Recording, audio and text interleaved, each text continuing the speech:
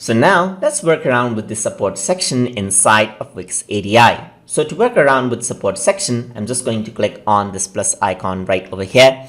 And then on the left side, you can see that support is there under forms right over here. So in the support section, the users will be able to type in details and then send a request right over here. So I'm just going to click on the first one right over here, just like that. And let's see the options that the users can have. So over here, you can see that you can add in a title, you can add in a subtitle, you can work with a paragraph, add in a picture, and edit the form right over here. So inside the form, you can see that there's first name, last name, email, and choose an issue right over here, as you can see.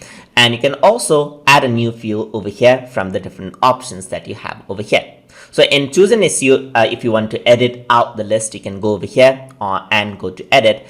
And you can see that there's others issues. So for example, you can add in an issue right over here and type in something like forgot password right over here, just like that.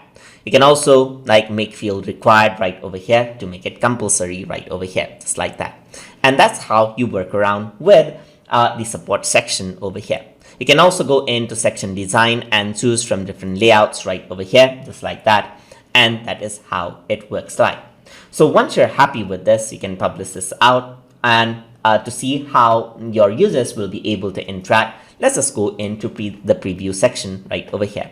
And over here, they'll be able to type in the name right over here, their email right over here, as you can see, and work around with the phone number, choose the issue like forgot password, and let them know what you need help with, and click on get in touch, and the information will be sent on to your Wix account. So that is how you can work around with the support section inside of Wix ADI. So hope you guys learned something as always. And as always, please like, comment, share, and subscribe.